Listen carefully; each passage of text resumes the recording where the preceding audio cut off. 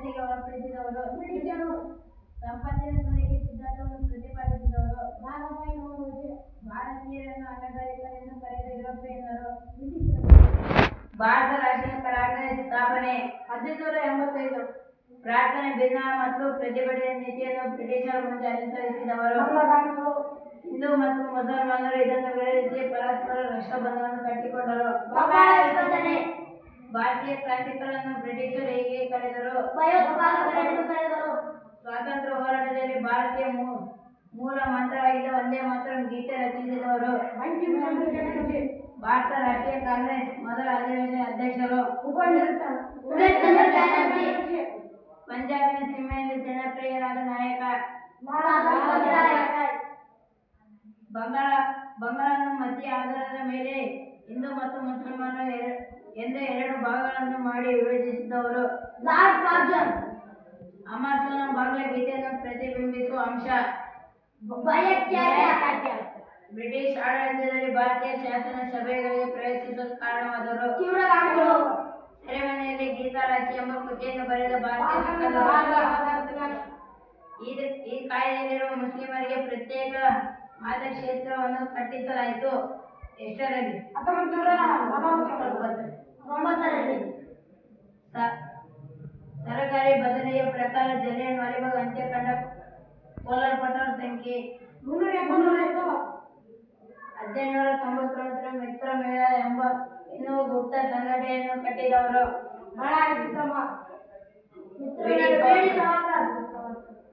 ಗಾಂಧೀಜಿಯವರ ಯಶಸ್ವಿಯ ಸೂತ್ರಗಳು.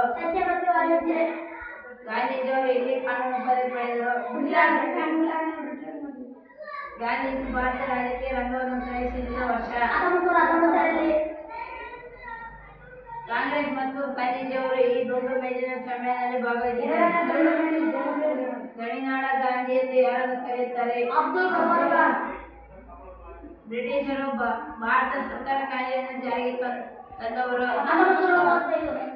ಇವರು ತಾವೊಬ್ಬ ಸಮಾಜವಾದಿ ಎಂದು ಗುರುತಿಸಿಕೊಂಡ ತಾತ್ವಿಕ ಗಾಂಧೀಜಿಯ ಜೊತೆಗಿದ್ದವರು.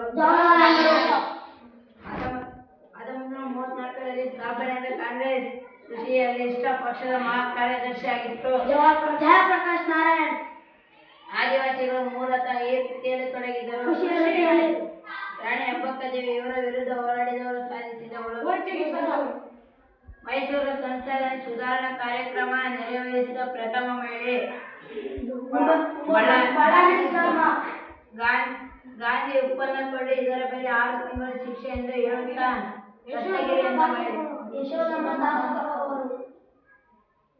ಯಶೋಧಮ್ಮ ದಾಸಪ್ಪನಮ್ಮ ಸ್ವಾತಂತ್ರ್ಯ ಚಳವಳಿಯ ಕುರಿತ ಲೇಖನಗಳನ್ನು ಒಟ್ಟಾಗಿ ಮುದ್ರಿಸಿ ಈ ಪತ್ರಿಕೆಯಲ್ಲಿ ಪ್ರಕಟಿಸಿದರು.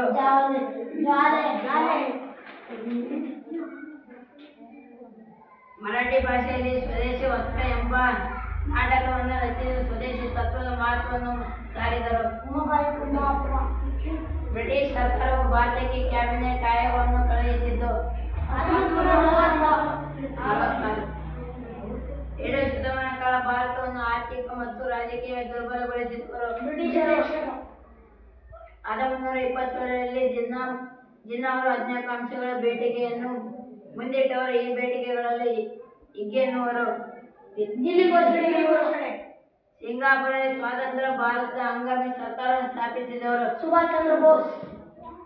ಸಾಮಾಜಿಕ ಅಸಮಾನತೆ ತೊಲಗಿಸಿ ಸಂವಿಧಾನಾತ್ಮಕ ಮಾರ್ಗವೆಂದು ಸಾಧನೆಯನ್ನು ನಂಬಿದವರು ಡಾಕ್ಟರ್ ಬಿ.ಆರ್. ಅಂಬೇಡ್ಕರ್. ಸಾಮಾನ್ಯ ಶಕ 1932ರಲ್ಲಿ ಗಾಂಧೀಜಿ ಮತ್ತು ಅಂಬೇಡ್ಕರ್ ನಡುವೆ ನಡೆದ ಒಪ್ಪಂದ. ಭಾರತ ಪ್ರಥಮ ಸ್ವತಂತ್ರ ಸಂಗ್ರಾಮ ಡ್ಯಾಶಲ್ಲಿ ನಡೆಯಿತು. 1840. ಧನ್ಯವಾದಗಳು.